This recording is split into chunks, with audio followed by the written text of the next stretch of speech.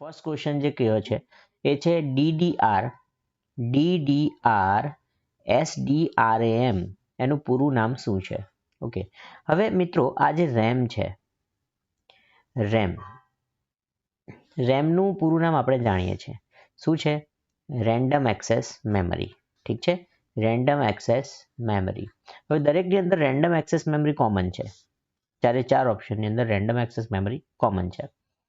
તો આ તો નામ આપણે જાણીએ છીએ. હવે એસડી જે છે એની વાત કરીએ તો એસડીનો અર્થ થાય છે સિંક્રોનસ ડાયનેમિક. દેખો એનો અર્થ થાય છે ડાયનેમિક. ડાયનેમિક ચાર ઓપ્શનમાં સરખું છે એટલે ડી તો આપણે જાણી ગયા. એસ જે છે એ છે સિંક્રોનસ, એટલે કે સિંક્રોનસ ડાયનેમિક. અને ડીડીઆર નો અર્થ થાય છે ડબલ ડેટા રેટ. એટલે જે ડેટા રેટ જે છે એ આની અંદર કેવો છે? ડબલ છે. કોઈ બી વસ્તુ આપણે કોપી કરીએ છીએ તો કોપી કરતી વખતે એનો જે ડેટાનો રેટ જે છે એ કેવો છે? ડબલ છે. That means double data rate અને synchronous dynamic random access memory. ઠીક છે, દેખો ડબલ ડેટા રેટ અને synchronous dynamic random access memory. ઠીક છે મિત્રો, તો આ જે છે આપણો ફર્સ્ટ ક્વેશ્ચન હતો. હવે જોઈએ સેકન્ડ ક્વેશ્ચન. સેકન્ડ જે ક્વેશ્ચન છે એમાં શું કહ્યું છે કે નીચેનામાંથી કઈ એપ્લિકેશનનો પ્રથમ ઉપયોગ મેસેજ અને કોમ્યુનિકેશન માટે થાય છે? મિત્રો એપ્લિકેશનની વાત કરી છે આપણને અને એનો ઉપયોગ શાના માટે? પ્રથમ ઉપયોગ એટલે એનો પ્રાઇમરી ઉપયોગ શું છે? બરાબર ને? તો પ્રાઇમરી સૌપ્રથમ વખત નીચેનામાંથી એવી કઈ એપ્લિકેશન છે કે જેને ફક્ત મેસેજિંગ માટે બનાવવામાં આવી હતી? આ જે શબ્દ છે પ્રથમ ઉપયોગ મેસેજ માટે, એટલે એનો અર્થ શું થાય છે કે ફક્ત મેસેજ માટે વાપરવામાં આવી હોય એવી એપ્લિકેશન. તો એની અંદર આપણે જોઈએ દેખો જીમેલ અને ફાયરફોક્સ આ બંને શાના માટે વપરાય છે? મેલ કરવા માટે વપરાય છે. એટલે એની ઈજાદ એટલે એની શોધ જે છે ને એ આપણે શાના માટે થઈ હતી? મેલ કરવા માટે થઈ છે, મેસેજ કરવા માટે થઈ નથી. સફારી MS વર્ડ જે છે ને એ તો શું કરીએ છીએ આપણે? એની અંદર કોઈ ડોક્યુમેન્ટ બનાવીએ છીએ. તો આની અંદર તો આપણે ડોક્યુમેન્ટ બનાવીએ છીએ એટલે એનો પણ ઉપયોગ મેસેજ કરવા માટે તો થયો જ નથી. ત્યારબાદ ટેલિગ્રામ અને સફારી જે છે એ પણ શું છે? એક સર્ચ એન્જિન છે જેની અંદર આપણે સર્ચ કરીએ છીએ. ટેલિગ્રામ જે છે એનો પ્રાઇમરી ઉપયોગ જે છે મેસેજિંગ માટે નથી થયો. ઠીક છે, એક ઓપ્શન એવો છે મીન્સ આનો જે ટેલિગ્રામ જે છે એની અંદર આપણે મેસેજ કરીએ છીએ યસ, પરંતુ એની સાથે સાથે કોણ છે? સફારી. તો સફારી તો સર્ચ એન્જિન છે, તો એ જે છે ને એટલે આ ઓપ્શન આપણે પ્રોપર નથી ગણતા. આ ઓપ્શન તો છે જ નહીં, આ ઓપ્શન પણ નથી. તો અહીંયા આપણે જોઈ શકો છો વોટ્સએપ જે છે એનો પ્રાઇમરી ઉપયોગ શાના માટે થાય છે? મેસેજ કરવા માટે. અને એની સાથે સાથે આપણને બીજું આવ્યું છે ટેલિગ્રામ. તો ટેલિગ્રામનો ઉપયોગ પણ મેસેજ માટે તો થાય જ છે. એટલા માટે આપણો રાઈટ ઓપ્શન શું છે? Answer number 2. ઓકે, ચલો મૂવ કરીએ નેક્સ્ટ ક્વેશ્ચન તરફ.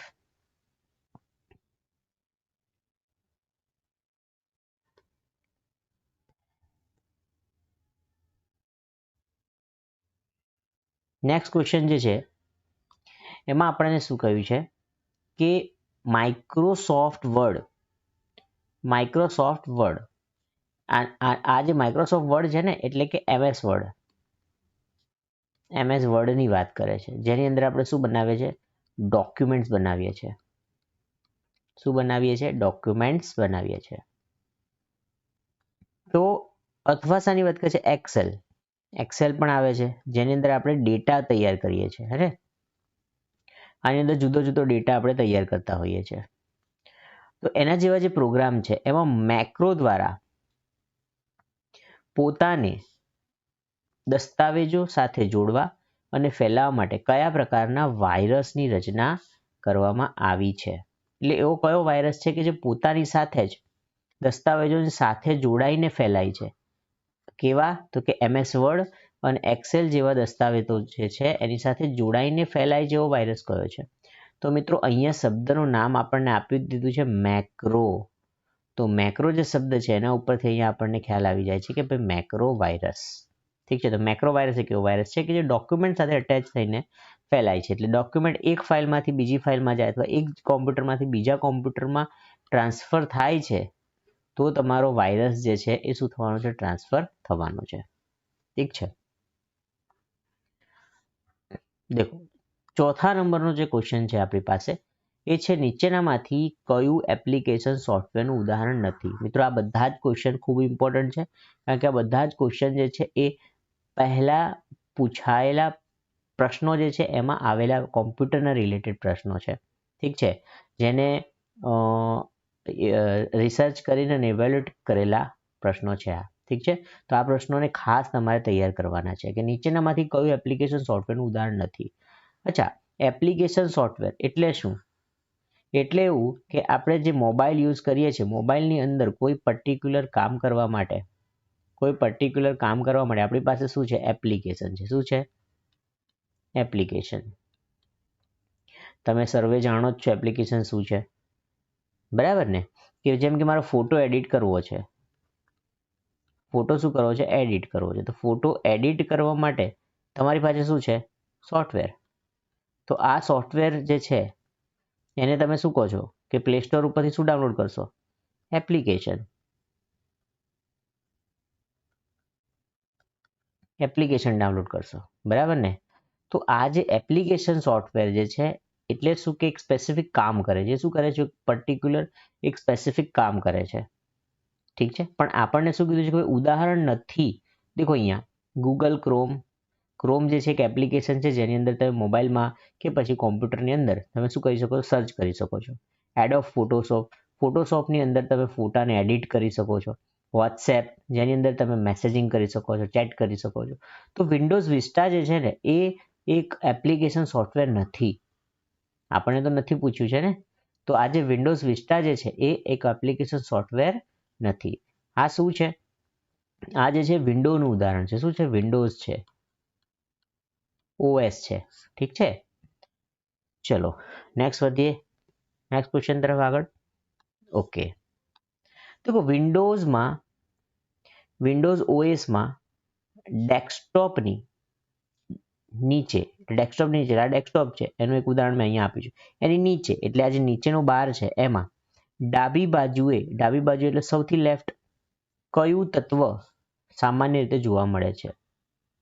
ઠીક છે, દેખો આ જે વિન્ડો જે છે એ વિન્ડોઝ 7 છે. એકચ્યુઅલી આ વિન્ડોઝ 7 છે. તો વિન્ડોઝ 7 ની અંદર અહીંયા આ પ્રકારનો આઇકન આવેલો હોય છે. ઠીક છે, તો આનો અર્થ થાય છે સ્ટાર્ટ મેનુ. શું થાય છે? Start menu. જૂના જે પીસી આવતા હતા જેની અંદર વિન્ડોઝ આવતી હતી, આપણી એક્સપી આવતી હતી, જેની અંદર અહીંયા નીચે આ રીતે ડેસ્કટોપ છે ધારો કે તમારું, તો આ ડેસ્કટોપમાં નીચે અહીંયા જે આવતું હતું અને એ જગ્યાએ અહીંયા લખેલું આવતું હતું સ્ટાર્ટ. શું લખેલું આવતું હતું? સ્ટાર્ટ. તો આ એ જ જગ્યા છે કે જ્યાં ખાલી આ સિમ્બોલ આપેલો છે વિન્ડોઝ 7 નો, જે શું છે? સ્ટાર્ટ મેનુ છે. તો આપણો જે જવાબ છે ને શું આવશે? Start menu. દેખો રિસાયકલ મીન તો એક સોફ્ટવેર એપ્લિકેશન છે જે અહીંયા ડેસ્કટોપ ઉપર જોવા મળે છે. નોટિફિકેશન સેન્ટર અહીંયા નહીં હોતું. નોટિફિકેશન સેન્ટર જમણી બાજુ હોય છે. ક્યાં હોય છે? જમણી બાજુ જોવા મળે છે. અને ક્વિક એક્સેસ ટૂલબાર જે છે એ પણ જમણી બાજુ જોવા મળે છે આપણને. કોની? ડેસ્કટોપની નીચે. ડેસ્કટોપની નીચે આ જે પટ્ટી દેખાય છે ને, આ પટ્ટીની જમણી બાજુએ આપણને એક તો ક્વિક એક્સેસ ટૂલ બાર અને નોટિફિકેશન સેન્ટર જોવા મળે છે. અને તેની ડાબી બાજુએ આપણને શું જોવા મળે છે? સ્ટાર્ટ મેનુ જોવા મળે છે. ઓકે, ચલો મૂવ કરીએ નેક્સ્ટ ક્વેશ્ચન તરફ. નેક્સ્ટ ક્વેશ્ચન એવું કહે છે કે ખાલી જગ્યાઓ ભરવામાં સૌથી યોગ્ય વિકલ્પ પસંદ કરો. માઇક્રો પ્રોસેસર 8085 એની પાસે ખાલી જગ્યા એડ્રેસ લાઇન છે અને તેથી તે મેમરીના ખાલી જગ્યાને એક્સેસ કરી શકે છે. મિત્રો આ જે પ્રોસેસર છે એનો નંબર છે 8085. તમારે યાદ રાખવાનું છે કે ભાઈ જ્યારે 8085 પ્રોસેસર છે તો એની પાસે કેટલી એડ્રેસ લાઇન છે? બરાબર, તેની પાસે 16 એડ્રેસ લાઇન છે અને એ કેટલી મેમરી સુધી એક્સેસ કરી શકે છે? તો 64 કિલોબાઇટ્સ મેમરી સુધી એક્સેસ કરી શકે છે. ઠીક છે, તો અહીંયા આવશે 16 એડ્રેસ બાર અને 64 જે છે ને કિલોબાઇટને એક્સેસ કરી શકે છે. ઓકે, ત્યારબાદ આપણે જોઈએ નેક્સ્ટ ક્વેશ્ચન કે કોઈ પણ ઇન્સ્ટ્રુમેન્ટ વડે ડેડ ટાઈમ એટલે શું? અચ્છા, ડેડ ટાઈમ એટલે શું? કોઈ પણ ઇન્સ્ટ્રુમેન્ટ હોય એનો ડેડ ટાઈમ શું છે? બરાબર ને? તો દેખો સ્ટાર્ટ અને આઉટપુટ. સ્ટોપ અને આઉટપુટ, કે પછી શરૂઆત થઈને આઉટપુટ મળવું, શરૂઆત થઈને ઇનપુટ મળવું, કે પછી સ્ટોપ એટલે બંધ થવું અને ઇનપુટ મળવું. તો કોઈ પણ વસ્તુ છે, જેમ કે કોમ્પ્યુટર છે આપણું, આ કોમ્પ્યુટરની અંદર મારી પાસે અહીંયા કીબોર્ડ છે. કીબોર્ડની અંદર હું અહીંયા મારી પાસે એક કી છે જેમાં લખ્યું છે એ. શું છે? એ. આ એ કી છે એને હું પ્રેસ કરું છું તો અહીંયા મારે એ ટાઈપ થવું જોઈએ, બરાબર. હવે જેવું હું અહીંયા એ કી પ્રેસ કરું છું, દબાવું છું, હું કી શું કરીશ? પ્રેસ કરીશ, તો મારી પ્રોસેસ શું થઈ ગઈ છે? પ્રોસેસ ચાલુ થઈ ગઈ ને, ચાલુ. એટલે એને શું કહેવાય? બિગિન. શું કહેવાય? બિગિન. પ્રોસેસ મારી શરૂ થઈ ગઈ છે એને કહેવાય બિગિન. બિગિન થયું એટલે શરૂઆત થવું. પ્રોસેસ ચાલુ થઈ ગઈ છે. અને અમુક મિલી સેકન્ડ પછી, જેમ કે 0.001 મિલી સેકન્ડ પછી અહીંયા એ ટાઈપ થઈ જાય છે. તો આને શું મળ્યું કહેવાય? મારું અહીંયા ઇનપુટ આવી ગયું ને. શું આવી ગયું? ડિસ્પ્લેમાં ઇનપુટ આવી ગયું. એટલે મારું ઇનપુટ મેં અહીંયા આપ્યું, પણ ઇનપુટને અહીંયા પહોંચતા સુધીમાં જે સમય લાગે છે ને આને કહેવાય ડેડ ટાઈમ. શું કહેવાય? Dead time. એટલે આ તો મેં ઉદાહરણ આપ્યું છે. કોઈ પણ ઇન્સ્ટ્રુમેન્ટ છે એને કેટલો રિસ્પોન્સ ટાઈમ લે છે એને કહે છે આપણે ડેડ ટાઈમ. બરાબર છે? તો ડેડ ટાઈમ શું છે? તો કે બિગિન એટલે શરૂઆત થવી અને આપણને ઇનપુટ મળવું. અહીંયાથી શરૂઆત થઈ છે, પછી અહીંયા ઇનપુટ મળે છે. અહીંયા શું થાય છે? ઇનપુટ મળે છે. ઓકે, તો ઇનપુટ મળવું અને શરૂઆત થવી એની વચ્ચેનો જે સમયગાળો છે, ઇનપુટ થાય અને શું મળે છે? શરૂઆત થાય અને ઇનપુટ જે મળે છે એની વચ્ચેના સમયગાળાને શું કહે છે? ડેડ ટાઈમ આપણે કહીએ છીએ. ઓકે, હવે આપણો ક્વેશ્ચન છે વિન્ડોઝ ડેસ્કટોપ જે છે એની ઉપર ધીસ પીસી કરીને એક આઇકન આપેલું હોય છે. આ આઇકન શું દર્શાવે છે? ઓપ્શનમાં દેખો, application launcher, file that stores the system updates, એટલે કે સિસ્ટમની અપડેટ સ્ટોર કરતી ફાઇલ, કે પછી એપ્લિકેશન લોન્ચર બતાવે છે, પછી એક્સેસ ટુ ધ ડ્રાઇવ્સ, એની અંદર ડ્રાઈવ, ફાઇલ, કે પછી સિસ્ટમની પ્રોપર્ટીઝ હોય છે, કે પછી શોર્ટકટ હોય છે કંટ્રોલ પેનલની. ઓકે, આમાંથી આપણે ચૂઝ કરવાનું છે. હવે દેખો તમે કયા ધીસ પીસીની વાત કરે છે આ લોકો. તો અહીંયા આપણે જેવું તમે પીસી ઓન કરો છો ને, એટલે કે જેવું કોમ્પ્યુટર તમે ચાલુ કરો છો, તો જેવું કોમ્પ્યુટર ચાલુ કરશો તો આપણી જે આ રીતની સ્ક્રીન આપણને જોવા મળે છે. હવે અહીંયા જ્યારે તમે અહીંયા ફોકસ કરશો તો અહીંયા શું લખ્યું છે? ધીસ પીસી. શું લખ્યું છે? ધીસ પીસી. આપણા ક્વેશ્ચનમાં આપણને શું પૂછવામાં આવ્યું છે? ધીસ પીસી. આ જે ધીસ પીસી આઇકન જે છે એ શું દર્શાવે છે એવું પૂછવામાં આવ્યું છે. તો ધીસ પીસી આઇકન જે છે એ દેખો, જેવું તમે આ આઇકન ઉપર માઉસ લઈ જઈને ડબલ ક્લિક કરશો આ રીતે, તો એના પછી એક નેક્સ્ટ વિન્ડો ઓપન થાય છે. એ વિન્ડો જે છે એ કંઈક આ પ્રકારે તમને જોવા મળે છે. જેવું તમે એની પર ડબલ ક્લિક કરશો તો એની અંદર તમને આ પ્રકારે વિન્ડોઝ જોવા મળશે. બરાબર છે? એટલે આ જે છે, જેવું તમે પીસી ઓપન કરશો તો તમારે ડેસ્કટોપ ઉપર આ રીતનું ધીસ પીસી આવી જાય છે. એ ધીસ પીસી ઉપર તમે ક્લિક કરશો એટલે તમને આ પ્રકારનો વિન્ડો ઓપન થાય છે. આ જે વિન્ડોઝ છે એની અંદર આ બંને શું છે? આ છે ડ્રાઈવ. શું છે? ડ્રાઈવ. ઓકે, આ બધી શું છે? ફાઇલ્સ છે. એટલે શું છે? ફાઇલો છે. હે ને? આ જે ડ્રાઈવ ઓપન કરશો તો એની અંદર પણ શું આવશે? ફાઇલો આવશે. શું આવશે? ફાઇલો. ઓકે, તો આપણો જે ઓપ્શન છે એને આપણે પ્રોપરલી ચૂઝ કરીએ આપણા ક્વેશ્ચનની અંદર કે ભાઈ આની અંદર ડ્રાઈવ આવી જાય છે, ફાઇલ આવી જાય છે અને સિસ્ટમની પ્રોપર્ટી આવી જાય છે. બરાબર ને? શામાં? ધીસ પીસીમાં. તો આપણો સાચો જવાબ શું આવશે? ઓપ્શન 3 એટલે કે ઓપ્શન સી. ઓકે, સમજાય છે? વિન્ડો જે છે એની અંદર ધીસ પીસી ને એની અંદર શું આવે છે? આ પ્રકારની ડ્રાઈવ છે, સી ડ્રાઈવ છે, ડી ડ્રાઈવ છે, ઈ ડ્રાઈવ છે, એની અંદર શું હોય છે? જુદી જુદી પ્રકારની ફાઇલો હોય છે, એની પ્રોપર્ટી હોય છે. ઠીક છે? તેથી આ જે ક્વેશ્ચન છે એનો જવાબ શું આવશે? Access to the drives. એટલે આપણે ડ્રાઈવ, ફાઇલ અને સિસ્ટમની પ્રોપર્ટી જે છે એને એક્સેસ કરી શકીએ છીએ. ચલો નેક્સ્ટ ક્વેશ્ચન જોઈએ આપણે. નેક્સ્ટ ક્વેશ્ચન આપણને એક પૂછ્યો છે કે ભાઈ MS પાવર પોઈન્ટ, એટલે કે આપણે જેને પીપીટી કહીએ છીએ, પાવર પોઈન્ટ પ્રેઝન્ટેશન.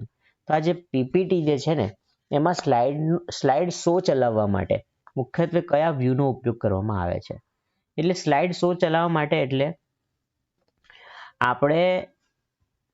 મારે કોઈ એક જગ્યાએ પ્રેઝન્ટેશન આપવાનું છે. પીપીટી જે છે ને એની પર શું આપવાનું છે? પ્રેઝન્ટેશન. તો એ પ્રેઝન્ટેશન જ્યારે હું આપીશ તો ત્યારે મારે કોમ્પ્યુટરની આખી સ્ક્રીન ઉપર મારું પ્રેઝન્ટેશન દેખાવું જોઈએ. તો એવું દેખાડવા માટે મારે એક સ્લાઇડ શો ચાલુ કરવો પડે છે. શું ચાલુ કરવો પડે? સ્લાઇડ શો ચાલુ કરવો પડે. અને એના માટે જમણી બાજુએ નીચે આ પ્રકારનું જે આઇકન છે એની ઉપર ક્લિક કરવાનું હોય છે. આ જે વ્યૂ છે એનું નામ છે સ્લાઇડ શો વ્યૂ. આ જે છે વ્યૂ એનું નામ છે સ્લાઇડ શો વ્યૂ. જેવું તમે આ સ્લાઇડ શો વ્યૂ ઉપર ક્લિક કરશો તો તમારી આખી સ્ક્રીન ઉપર શું આવી જાય છે? આખી સ્ક્રીન ઉપર પીપીટી આવી જાય છે. આખી સ્ક્રીન પર પીપીટી જોવા મળે છે. ઓકે, તો આખી સ્ક્રીન ઉપર તમને પીપીટી જોવા મળે છે જ્યારે તમે આ સ્લાઇડ શો વ્યૂનો ઉપયોગ કરો છો. તો એટલા માટે આપણી પાસે અહીંયા જે આ થર્ડ નંબરનો ઓપ્શન છે એ રાઈટ આવશે. નોર્મલ વ્યૂઝ જે છે એનો ઉપયોગ આપણે પીપીટીમાં આખું પ્રેઝન્ટેશન આપવા માટે નથી કરતા, નોટ્સ નથી બનાવતા, અને સ્લાઇડ શોર્ટર વ્યૂ કોઈ વ્યૂ નથી હોતો. એટલે આપણી પાસે શું છે? Slide show view. અડધો જવાબ તો અહીંયા આપણને આપી દીધો છે કે ભાઈ સ્લાઇડ શો ચલાવવાનું. સ્લાઇડ શો વ્યૂ જોઈએ ને? ઠીક છે. ઓકે, ચલો નેક્સ્ટ ક્વેશ્ચનની અંદર જઈએ. તમે માઇક્રોસોફ્ટ એક્સેલ છે એમાં ડેટાને ચડતા કે ઉતરતા ક્રમમાં કેવી રીતે સોર્ટ કરશો? એવો પ્રશ્ન છે. એટલે કે માની લો તમારી પાસે ડેટા છે. ડેટા કેવો છે કે 3, 6, 9, 12, 15, 20, પછી 23 એમ આપણી પાસે ડેટા છે. અચ્છા, મેં આ ડેટા જે છે રેન્ડમ લખ્યો છે. માની લો અહીંયા 5 છે, અહીંયા 6 છે, અહીંયા 6 નહીં, અહીંયા માની લો 4 છે, અહીંયા માની લો 21 છે, અહીંયા આપણે જોઈએ 7 છે. ઓકે, તો આ પ્રકારનો એક રેન્ડમ ડેટા છે મારી પાસે. હવે આ ડેટા જે છે ને એ એક્સેલ ફાઇલમાં આ રીતે અહીંયા લખેલો છે. એક્સેલ ફાઇલમાં આપણને શું જોવા મળે છે? આવા પ્રકારના બોક્સ જોવા મળે છે. તો આ બોક્સની અંદર આ પ્રકારનો ડેટા અહીંયા લખેલો છે. ઠીક છે, તો અહીંયા આપણને ડેટા લખેલો છે.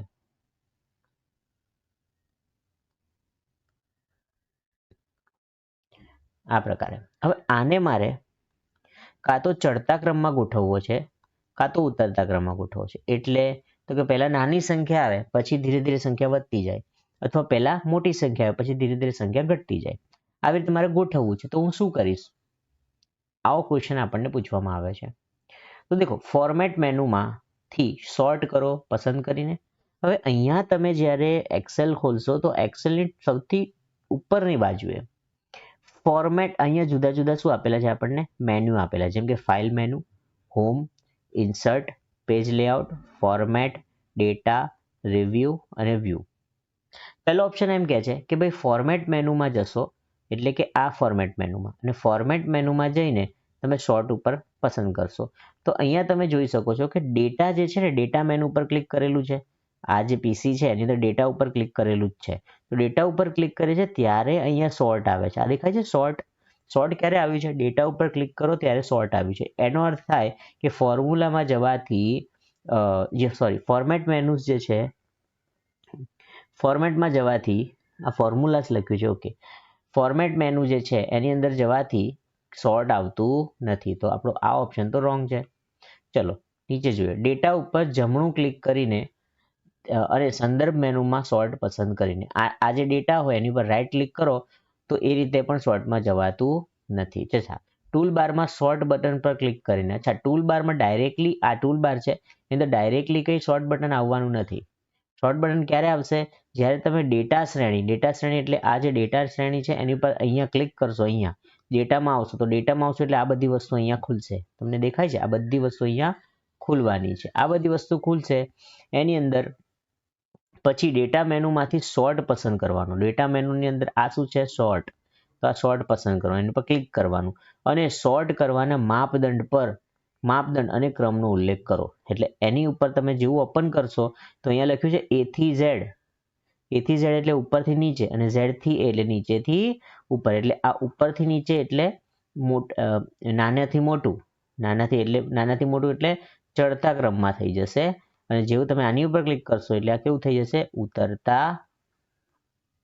ઉતરતા ક્રમમાં થઈ જશે બરાબર છે તો યસ શામાં જવાનું છે શ્રેણી એટલે કઈ શ્રેણી ડેટા શ્રેણીમાં જઈને સોર્ટ ઉપર ક્લિક કરવાનું રહેશે ઠીક છે તો આ જે છે એ MS Excel ની અંદર ઉતરતા અને ચડતા ક્રમમાં ગોઠવવાનો ક્વેશ્ચન આપણે અહીંયા સોલ્વ કર્યો છે ચલો નેક્સ્ટ ક્વેશ્ચન જોઈએ તમે તમારા MS પાવર પોઈન્ટ પ્રેઝન્ટેશનને નવીનતમ ફોર્મેટ અથવા MS પાવર પોઈન્ટ 1997 થી 2003 પ્રેઝન્ટેશન ખાલી જગ્યા તરીકે સાચવી શકો છો પ્રશ્ન શું કહે છે પહેલા એ સમજીશું દેખો પ્રશ્નની અંદર આપણને એવું કહેવામાં આવ્યું છે મિત્રો જ્યારે આજે MS પાવર પોઈન્ટ હોય છે ને MS પાવર પોઈન્ટ એટલે આપણે જેને પીપીટી કહીએ છીએ પાવર પોઈન્ટ પ્રેઝન્ટેશન આ સોફ્ટવેર હોય છે અને MS જે છે એટલે માઇક્રોસોફ્ટ જે છે એ અમુક વર્ષે એનું વર્ઝન અપડેટ કરે છે જેમ કે આપણા મોબાઈલની અંદર કોઈ એપ્લિકેશન છે એની શું આવે છે અપડેટ આવે છે હે જે સોફ્ટવેર આપણી એપ્લિકેશન આપણા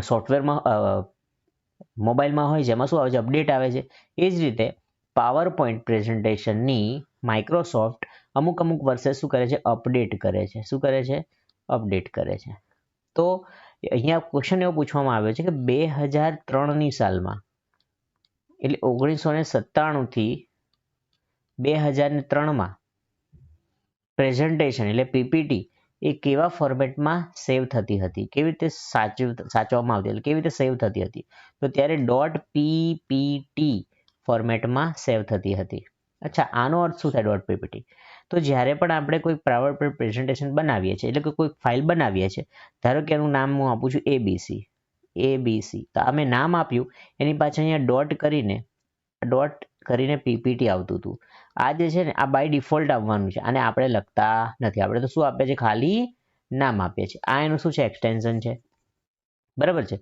એટલે આપણે જે પીપીટી બનાવીશું કયા વર્ષમાં 1997 થી 2003ની સાલમાં પાવર પોઈન્ટ પ્રેઝન્ટેશનમાં જે કોઈ પણ પીપીટી બનાવવાના છે એનું એક્સટેન્શન શું થતું હતું .ppt પરંતુ એનું જે અપડેટ આવે છે એટલે આના પછી 2010 2020 2023 તો આ જે અપડેટ થયેલી જે પાવર પોઈન્ટ પ્રેઝન્ટેશન છે અપડેટ થયેલા શું છે MS પીપીટી છે એની અંદર હવેથી જે ફાઇલ આપણે સેવ કરીએ છીએ એ .ppt તો ખરું જ પણ સાથે સાથે છેલ્લે શું આવે છે x આવે છે .pptx આ ફોર્મેટમાં સેવ થાય છે બરાબર ને તો અહીં શું કહે છે પ્રેઝન્ટેશનને નવીનતમ ફોર્મેટ જે છે એમાં કયું આવશે PPTX અને 97 થી 2003ના પ્રેઝન્ટેશનમાં કયું PPT તો આ રીતે સેવ થાય છે એટલે આપણો જવાબ શું આવશે બીજા નંબરનો જવાબ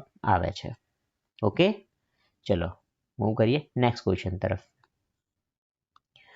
તમે MS વર્ડમાં MS વર્ડમાં ટેક્સ્ટના કેસ એટલે સ્મોલ અને કેપિટલ સ્મોલ કરવું અને કેપિટલ કરવું એને કેસ કહેવામાં આવે છે એને ઝડપથી કેવી રીતે બદલી શકો છો એટલે ધારો કે તમે MS વર્ડમાં લખો છો અને ટાઈપ કરો છો હવે તમે અહીંયા લખ્યું સ્મોલ a ઓકે હવે સ્મોલ a લખ્યું અથવા તમે આમ લખો છો ધારો કે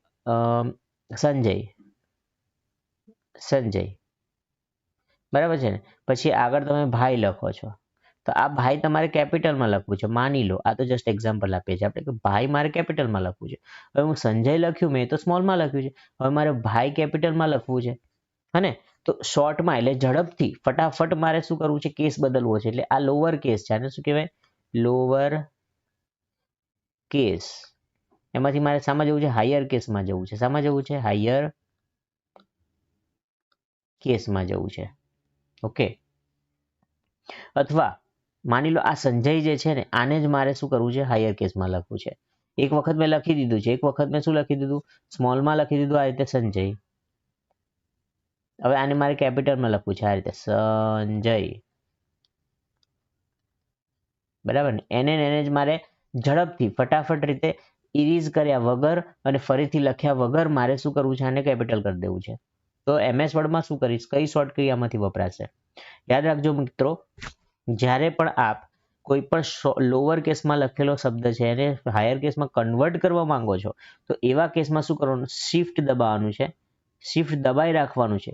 કોમ્પ્યુટરની અંદર, લેપટોપમાં આપણા અથવા તમારે પાસે જે કોઈ કીબોર્ડ છે એની અંદર શિફ્ટ જે છે ને એને શું કરવાનું છે? પ્રેસ કરી રાખવાનું છે. એની સાથે ઉપર આપેલી ફંક્શન કીમાંથી F3 કી જે છે, કઈ કી? F3 કી. એને એકવાર અને બે વાર પ્રેસ કરશો એટલે શું? એકવાર પ્રેસ કરશો એટલે પહેલો અક્ષર શું થઈ જશે? કેપિટલ થઈ જશે. અને બીજી વખત પ્રેસ કરશો એટલે બધા અક્ષર શું થઈ જવાના છે? કેપિટલ. એટલે કે એનો કેસ બદલાવાનો છે. સમજાય છે? એટલે એમ કે શિફ્ટ અને F3 જે છે એનો ઉપયોગ કરવાથી આપણે ખૂબ જ ઝડપથી એનો કેસ ઝડપથી બદલી શકીએ છીએ. ઠીક છે? તો MS વર્ડની અંદર જે કેસ બદલવાનું જે છે એના માટે શું જવાબ આવશે આપણો? 1. ત્યારબાદ જોઈએ નેક્સ્ટ ક્વેશ્ચન કે વેબ બ્રાઉઝર એનો ઉપયોગ કરીને વેબ પેજને પ્રિન્ટ કરવા માટે કઈ પ્રમાણભૂત પદ્ધતિનો ઉપયોગ છે? એટલે મારો કે હું અત્યારે મારી પાસે ડેસ્કટોપ છે અને મારે અહીંયા કોઈ પણ XYZ કોઈ પણ લખેલું પેજ છે મારી પાસે. આની મારે શું કાઢવી છે? પ્રિન્ટ કાઢવી છે. શું કાઢવી છે? પ્રિન્ટ. તો પ્રિન્ટ કાઢવા માટે હું આમાંથી શું ઉપયોગ કરવાનો છું? ઓપ્શન્સમાં આપેલું છે દેખો. Right click and selecting as save as. Save as કરવાથી ફાઇલ બીજા નામે સેવ કરી શકાય છે. આનાથી આપણે શું કરીશું? બીજા નામે સેવ થઈ શકે છે. તો આ તો ઓપ્શન આવશે નહીં. પ્રેસિંગ F12 નો ઉપયોગ કરીને પણ નથી થવાનું. પ્રેસિંગ Ctrl+S આનો ઉપયોગ તો સેવ કરવા માટે થાય છે. Ctrl+S નો ઉપયોગ શાના માટે થાય છે? સેવ કરવા માટે થાય છે. હા ને? તો શું આવશે અહીંયા? Yes, pressing Ctrl+P. P for print. એકદમ ઇઝી છે. કંટ્રોલ કી જે છે આ રીતે કીબોર્ડ જે છે એની અંદર આ રીતે તમારી પાસે કી હશે એક CTRL. તો આને દબાઈ રાખવાની અને સાથે સાથે P જે શબ્દ છે એને દબાવવાનો છે એટલે તમારું સીધું પ્રિન્ટનું પેજ ખુલી જાય છે. ઓકે? તો આ ખૂબ જ ઇઝી ક્વેશ્ચન છે, પરંતુ અગર જાણકારી ના હોય તો તમે એનો જવાબ નથી આપી શકતા. ચલો આગળ વધીએ. ઇન્ટેલ 8051 માઇક્રો પ્રોસેસર એ શું છે? એટલે કેટલા બીટનું માઇક્રો કંટ્રોલર છે? તો દોસ્તો અહીંયા તમારે યાદ રાખવાનું છે આ 8 બીટનું માઇક્રો કંટ્રોલર છે. યાદ રાખો નામ 8051 એ 8 બીટનું માઇક્રો કંટ્રોલર છે. ઓકે, ચલો નેક્સ્ટ આગળ વધીએ. ખૂબ જ ઇમ્પોર્ટન્ટ ક્વેશ્ચન છે આ કે ભાઈ આપણી પાસે જે MS એક્સેલ છે ને, એક્સેલમાં ઇફ ફંક્શનનો ઉપયોગ શું થાય છે? ઇફનું ગુજરાતી જોઈએ એટલે કે જો હોય તો એવું થાય. જો હોય તો, બરાબર ને?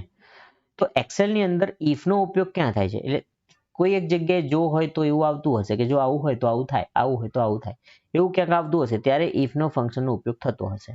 હવે અહીંયા જે છે ને આ ઇંગ્લિશમાં કંઈક લખેલું છે, હું તમને એક વખત સમજાવી દઉં છું પછી તમને એનો ખ્યાલ આવી જશે. ચલો આપણે આ એક એક્સેલ છે એને સમજીએ. અહીંયા નામ લખેલું છે. નામ કોઈ પણ લખ્યું હોય, પ્રકાર કોઈ પણ હોય, ગ્લાસ, ફાયર, વોટર. પરંતુ અહીંયા કંઈક આંકડા લખ્યા છે. દેખો 318, 405, 525, 309, 405, 534 આ જુદા જુદા આંકડા છે. હવે મારે શું કરવું છે કે અહીંયા મારે આંકડો એ 500 ની ઉપર હોય તો એની બાજુની કોલમમાં અહીંયા યસ લખેલું આવવું જોઈએ. સમજો મારે શું કરવું છે? અહીંયા જે આંકડો છે આ 500 થી ઉપર હોય તો મારે આ બાજુની કોલમમાં અહીંયા યસ લખેલું જોઈએ છે. અને જો 500 થી નીચે હોય તો મારે નો લખેલું જોઈએ છે. તો હું શું કરીશ કે આ બાજુની જે કોલમ છે ને એની અંદર કયા પ્રોગ્રામનો ઉપયોગ કરું છું? ઇફ. શું કરીશું? બરાબર કરીને શું લખીએ છીએ આપણે? ઇફ. પછી બ્રેકેટમાં શું લખીએ છીએ? દેખો C2. C એટલે C કોલમ છે અને 2 એટલે 2 નંબરની રો છે. ઓકે, સમજાય છે? C2 એટલે C એટલે C કોલમ અને બીજા નંબરની રો. એની અંદર શું છે? 318. એટલે લોકેશન આપી દીધું ફાઇલનું. C2 એટલે શું થાય? 318. તો જો આ C2 એ 500 કરતાં વધારે હોય તો યસ લખવાનું, નહીંતર શું લખવાનું? નો લખવાનું. આનો અર્થ એવો થાય છે. આ લાઈનની અંદર જે મેં ઇફ ફંક્શનનો ઉપયોગ કર્યો છે ને એનો અર્થ શું થાય છે કે ઇફ એટલે કે જો C2 એટલે આ સી કોલમ ટુ રો એની અંદર શું છે 318 તો એની વેલ્યુ અગર 500 કરતાં વધારે થાય છે તો શું લખવાનું યસ અને જો ના થાય તો શું લખવાનું નો. એ જ રીતે અહીંયા શું છે 405 છે સી કોલમ છે અને રો શું છે 3 તો અહીંયા શું આવશે ઇફ બરાબર કરીને ઇફ અને અહીંયા શું આવે છે C3 તો C3 ની જે વેલ્યુ છે એ 500 કરતાં વધારે એટલે 405 જે છે એ જો 500 કરતાં વધારે હોય તો યસ આવે અને ના હોય તો નો આવશે. એ જ રીતે અહીંયા 525 છે તો અહીંયા શું થઈ જશે સી રો છે કોલમ છે અને રો શું છે 4 તો અગર ઇફ C4 જે છે એ 500 કરતાં વધારે હોય તો યસ આવે અને ના હોય તો નો આવે. હવે આ રીતની હું અહીંયા કન્ડિશન બધામાં અપ્લાય કરી દઉં છું. દેખો અહીંયા બધામાં લખી દીધું છે અને પછી જવાબ શું મળે છે દેખો આ રીતે જવાબ મળે છે સી જે છે અને આ જે ડી કોલમ છે એની અંદર આપણને જવાબ કેવા મળ્યા છે કે મોર ધેન 500 ટોટલ સ્ટેટ્સ. તો 318 500 કરતાં મોટા છે તો કે ના નથી એટલે નો લખાઈ ગયું. 405 મોટા છે નથી નો લખાઈ ગયું. 525 મોટા છે યસ છે. 309 500 કરતાં મોટા છે નથી તો નો લખાઈ ગયું. 405 મોટા છે નથી નો લખાઈ ગયું. 334 મોટા છે યસ એટલે યસ લખાઈ ગયું. 314 નથી નો લખાઈ ગયું. 405 છે તો કે 405 પણ 500 કરતાં નાના છે એટલે નો અને 530 500 કરતાં મોટા છે એટલે યસ. તો આ રીતે આ જે કન્ડિશન છે કઈ કન્ડિશનનો ઉપયોગ કર્યો છે અહીંયા ઇફ એટલે કે જો 500 કરતાં મોટા હોય તો યસ લખવું અથવા નો લખવું. એટલે કે ડિસિઝન લેવામાં શું કરે છે મદદ કરે છે ડિસિઝનમાં મદદ કરે છે અને ડિસિઝન લેવામાં મદદ કરે છે કોણ ઇફ. તો એટલા માટે આપણો જે ક્વેશ્ચન છે એની અંદર શું કહેવામાં આવ્યું છે કે ભાઈ સોર્ટ ધ ડેટાને શું ગોઠવી આપે છે તો કે ના ડેટાને ગોઠવી નથી આપતું. ગોઠવી એટલે ઉતરતા અને ચડતા ક્રમમાં ગોઠવી નથી આપતું. પછી સમ ધ ડેટા સમ એટલે સરવાળો ના સરવાળો નથી કરી આપતું બરાબર ને. ફિલ્ટર નથી કરતું. ડેટાને શું કરે છે એ ચેક કરે છે કન્ડિશન ચેક કરે છે. આપણે કન્ડિશન ચેક કરીને કે ભાઈ શું મોટું છે કે નાનું છે ગ્રેટર ધેન છે કે લેસ ધેન છે તો એવી કન્ડિશન ચેક કરે છે અને returns the one value if the true and another is false. એટલે એક વેલ્યુ સાચી હોય અને કે પછી ખોટી હોય તો સાચી અને ખોટી વેલ્યુ જે છે ને ચેક કરીને શું આપે છે જવાબ આપે છે. ઓકે તો આ જે ક્વેશ્ચન છે સમજાવવા માટે અહીંયા મેં પ્રોપરલી અહીંયા તમને આખું વસ્તુ એક્સપ્લેન કરેલી છે. તો એનો જવાબ શું આવશે આ ક્વેશ્ચનનો C is the right answer એટલે કે 3 નંબરનો જવાબ જે છે એ શું છે સાચો છે. ઓકે ચલો આગળ વધીશું. 16મા નંબરનો ક્વેશ્ચન જોઈએ કે વેબ પેજ છાપતી વખતે એટલે કે પ્રિન્ટ કાઢતી વખતે શું કાઢીએ છીએ આપણે પ્રિન્ટ. તો પ્રિન્ટ કાઢતી વખતે માર્જિન સેટિંગ શું નિયંત્રણ કરે છે. તો મિત્રો દેખો અહીંયા તમને ફિગરમાં દેખાય છે કે આપણું પેજ છે આ શું છે આ બહારની બોર્ડર જે છે શું છે પેજ છે અને આ જે અંદરનો જે એરિયા છે આ પ્રિન્ટેબલ એરિયા છે બરાબર ને. તો જે લખાણ આવવાનું છે અથવા જે પ્રિન્ટ આવવાની છે ને એ આ જે બોર્ડર છે આ બોર્ડરથી મારા લખાણ વચ્ચેનું શું છે અંતર છે. આને શું કહીએ છીએ આપણે માર્જિન કહીએ છીએ. શું કહીએ છીએ માર્જિન. એટલે જે લખાણ છે અંદર અને આ બોર્ડર છે એની વચ્ચે જે જગ્યા રાખીએ છીએ આપણે આ જે જગ્યા છે આખી ફરતે આખા પેજની ફરતે આ જે જગ્યા આપણે રાખીએ છીએ આ જગ્યાને આ સ્પેસને આપણે શું કહીએ છીએ માર્જિન કહીએ છીએ. ઓકે જેથી કરીને કોઈ લખાણ જે છે એ કપાઈ ના જાય પ્રિન્ટમાં તો આટલા ભાગને આપણે શું કહીએ છીએ માર્જિન કહીએ છીએ. એટલે ધ સ્પેસ બિટવીન સાની ધ સ્પેસ એટલે જગ્યા કોની વચ્ચે કન્ટેન્ટ એટલે અંદર જે કન્ટેન્ટ લખવાનું છે એ અને એજ એટલે બાજુ કોની edge of the printed page એટલે કે આ જે પેજ છે આ જે પેજ છે ને આની આ ધાર એટલે એને ઇંગ્લિશમાં શું કહેવાય છે એજ. તો એજ એટલે કે ધાર અને અંદરનો જે એરિયા છે એની વચ્ચેની જે જગ્યા છે એને કહીએ છીએ આપણે માર્જિનનું સેટિંગ. ઓકે તો જ્યારે પ્રિન્ટ કાઢીએ છીએ ત્યારે આપણે માર્જિન સેટ કરવું જરૂરી છે. ઓકે ચલો મૂવ કરીએ નેક્સ્ટ ક્વેશ્ચન તરફ. નીચેનામાંથી કયા કીબોર્ડ શોર્ટકટનો ઉપયોગ MS વર્ડ 2019માં પસંદ કરેલ ટેક્સ્ટના ફોર્મેટિંગ ફેરફારમાં થતો નથી. અચ્છા ટેક્સ્ટનું ફોર્મેટિંગ એટલે શું. ટેક્સ્ટનું ફોર્મેટિંગ મિત્રો એટલે તમે જે કોઈ લખ્યું છે જેમ કે તમે ABC લખ્યું છે તો આ ABC જે છે એને કેવી રીતે લખવું છે સ્મોલ રાખવું છે પછી કેપિટલ લખવું છે એને ડાર્ક કરવું છે એની નીચે અંડરલાઇન કરવી છે કે એને ત્રાંસું કરવું છે. આ જે કરીએ છીએ વસ્તુ અને કયો કલર આપવો છે આ બધું જ આપણે શું કહીએ એને કહેવાય ફોર્મેટિંગ. શું કહેવાય ફોર્મેટિંગ. તો આપણને એવું પૂછ્યું છે કે ભાઈ MS 2019માં ફોર્મેટિંગ કરતી વખતે આપણે કઈ શોર્ટકટ કીનો આમાંથી ઉપયોગ કરતા નથી? આમાંથી કઈ એવી શોર્ટકટ કી છે જેનો આપણે ઉપયોગ નથી કરતા? ઓકે, તો અહીંયા મેં તમને એક ઉદાહરણ આપ્યું. દેખો, વિન્ડો પણ મેં તમને અહીંયા બતાવી છે કે આ જે છે એ ફોર્મેટિંગ કરવા માટેની વિન્ડો છે. એની અંદર અહીંયા બી છે એટલે કે બોલ્ડ છે, આઈ છે, ઇટાલિક છે, યુ છે, એ અંડરલાઇન માટે છે. બરાબર, આ પ્રકારનું કીબોર્ડ તમારી પાસે હોય છે. અહીંયા જે અક્ષર છે આ કંટ્રોલ છે, એટલે આ રીતે કંટ્રોલ છે, અને એને દબાઈ રાખવાનું અને સાથે સાથે બી દબાવવાનું છે. શું દબાવવાનું છે? બી. અહીંયા બી દેખાય છે તમને? યસ, તો આ બી દબાવવાનું છે. કંટ્રોલ દબાવવાની સાથે સાથે બી દબાવીશું તો શું થાય છે? બરાબર, કંટ્રોલ દબાવવાની સાથે સાથે તમે અહીંયા આઈ લખ્યો છે, એ આઈ દબાવશો તો શું થશે? યુ દબાવશો તો શું થશે? એ આપણે અહીંયા જોઈશું. ઓકે, તો સૌથી પહેલા મેં અહીંયા એક ઉદાહરણ આપ્યું છે ફોર્મેટિંગમાં, એટલે કે તમે લખી રહ્યા છો એબીસી. તમે શું લખી રહ્યા છો? એબીસી ટાઈપ કરી રહ્યા છો. શામાં? વર્ડમાં. MS વર્ડ 2019માં તમે લખો છો એબીસી. હવે આ જે એબીસી જે છે એ લખ્યા પછી એને સિલેક્ટ કરીને અથવા સિલેક્ટ કર્યા વગર હવે જે શબ્દ લખવાના છે એના માટે તમે કંટ્રોલને દબાવી દો, એટલે કંટ્રોલ દબાવો છો અને સાથે સાથે પ્લસ એટલે સાથે સાથે બી દબાવો છો, તો આ શબ્દ થઈ જાય છે બોલ્ડ. શું થઈ જાય છે? બોલ્ડ, એટલે ઘાટા થઈ જાય છે. અહીંયા આ શબ્દની કમ્પેરિઝનમાં આની સાથે કરશો તમને દેખાશે આ કેવા છે?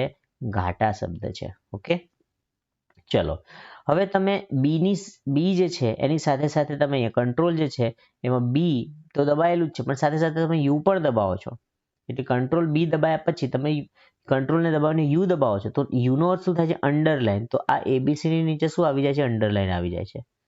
બરાબર, અને તમે કંટ્રોલ બી અને યુ તો કરી ચૂક્યા છો. હવે તમે કંટ્રોલ આઈ કરો છો તો તમારા શબ્દો કેવા થઈ જાય છે? આ રીતે ત્રાંસા થઈ જાય છે. પહેલા એ આમ હતો, હવે એ આમ થઈ જાય છે ને, ત્રાંસા થઈ જાય છે. તો અહીંયા આ જે છે એને શું કહેવાય? ઇટાલિક. આઈને શું કહેવામાં આવે છે? ઇટાલિક કહેવામાં આવે છે. યુને કહેવામાં આવે છે અંડરલાઇન. બીને કહેવામાં આવે છે બોલ્ડ લેટર. બરાબર છે, તો એને આપણે કંટ્રોલનો ઉપયોગ કરીને વારાફરતી આપણે શું કરી શકીએ છીએ? આ રીતે અલગ અલગ ફોર્મમાં લખી શકીએ છીએ. આને કહેવાય ફોર્મેટિંગ, ટેક્સ્ટનું ફોર્મેટિંગ. તો એ ફોર્મેટિંગ કરવા માટે કોનો ઉપયોગ થતો નથી? તો અહીં આપણે બીનો ઉપયોગ કર્યો, યુનો ઉપયોગ કર્યો, આઈનો ઉપયોગ કર્યો.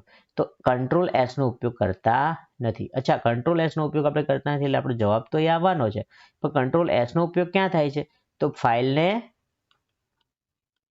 ફાઇલને સેવ કરવા માટે આપણે શાનો ઉપયોગ કરીએ છીએ? કંટ્રોલ એસનો ઉપયોગ કરીએ છીએ. ઓકે મિત્રો, યસ. ચલો જોઈએ નેક્સ્ટ ક્વેશ્ચન. નેક્સ્ટ જે ક્વેશ્ચન છે કે જ્યારે તમે MS વર્ડના હોમ ટેબમાં ફન્ટ કલર બટન પર ક્લિક કરો છો ત્યારે શું થાય છે? MS વર્ડ છે અને એમાં હોમ બટન છે. એ હોમ બટનમાં જઈને તમે ટેબમાં ફન્ટના કલર ઉપર ક્લિક કરો છો તો શું આવે છે? તે પસંદ કરેલ ટેક્સ્ટના ફન્ટ રંગને ડિફોલ્ટ રંગમાં બદલે છે, તે એક પૃષ્ઠભૂમિ રંગને બદલે છે, તે ડાયલોગ બોક્સ ઓપન કરે છે કે પછી ડ્રોપડાઉન સૂચિ ખોલે છે? દેખીએ આપણે શું થાય છે. દેખો, જ્યારે તમે MS વર્ડનો ઉપયોગ કરો છો ત્યારે તમે આ રીતે હોમ છે ને એ હોમ ઉપર ક્લિક કરો છો. હોમ ઉપર ક્લિક કર્યા પછી ફન્ટમાં જાઓ છો અને એ ફન્ટમાં અહીંયા આ જે ફન્ટ લખ્યા છે ને એમાં જે કલર છે, આ નીચે કલર આવે છે, એ કલરવાળા ઉપર તમે અહીંયા ક્લિક કરશો તો આ રીતનું શું ખુલે છે? એક ડ્રોપ ડાઉન મેનુ ખુલે છે. શું ખુલે છે? Drop down menu. આ જે ડ્રોપ ડાઉન મેનુ જે છે ને એમાંથી તમે કોઈ પણ કલર શું કરી શકો છો? ટિક કરી શકો છો. જે કલર તમે અહીંયા પિક કરશો એ કલરનું શું થઈ જાય છે? તમારું લખાણનો કલર થઈ જાય છે. બરાબર છે, તો અહીંયા જે છે ને એ જુદા જુદા કલરનું ડ્રોપ ડાઉન મેનુ ખુલે છે. ઓકે, તો આપણા જે ઓપ્શન્સ જે છે એની અંદર જુઓ, દેખો, તે ફોન્ટ તે પસંદ કરેલા રંગોની ડ્રોપ ડાઉન સૂચિ ખોલે છે. આવી ગયો ઓપ્શન, ડ્રોપ ડાઉન સૂચિ ખોલી આપે છે. પછી એમાંથી જે કલર ચૂઝ કરવાનો એ કરી શકાય છે. એટલે આપણો જવાબ શું આવશે? 4 નંબરનો આપણો જવાબ આવે છે. ઓકે, અને હવે છેલ્લો ક્વેશ્ચન આપણે જોઈએ મિત્રો કે ખાલી જગ્યા ભરવા માટે સૌથી યોગ્ય વિકલ્પ પસંદ કરો. કયો? ઇન્ટેલ 8051 માઇક્રો કંટ્રોલર પાસે ખાલી જગ્યા આંતરિક રેમ છે. તો આની પાસે કેટલી રેમ હોય છે? તો 128 બાઇટની રેમ હોય છે. આ પણ પૂછાઈ ગયેલો ક્વેશ્ચન છે. આપણે જેટલા પણ 1919 ક્વેશ્ચન જોયા ને આ બધા જ પ્રીવિયસ પાછલા સરકારી એક્ઝામોમાં પૂછાયેલા પ્રશ્નો છે. કેવા છે? પૂછાયેલા અને કોમ્પ્યુટરના રિલેટેડ પ્રશ્નો છે મિત્રો. ઠીક છે, તો આ આપણો ક્વેશ્ચન હતો જેની અંદર તમારે યાદ રાખવાનું છે ઇન્ટેલ 5081 જે છે એના માઇક્રોપ્રોસેસર પાસે 128 બાઇટનું આંતરિક રેમ હોય છે. ઠીક છે મિત્રો, તો વિડીયો જોવા બદલ આપ સૌનો ખૂબ ખૂબ આભાર. અને અગર તમને આપણો વિડીયો ગમતો હોય તો આપણા મિત્રો સાથે ખાસ શેર કરો, ચેનલને સબસ્ક્રાઇબ કરો અને લાઇક કરો. ઠીક છે, તો આ રીતે આપ સૌ પ્રિપેરેશન કરતા રહો.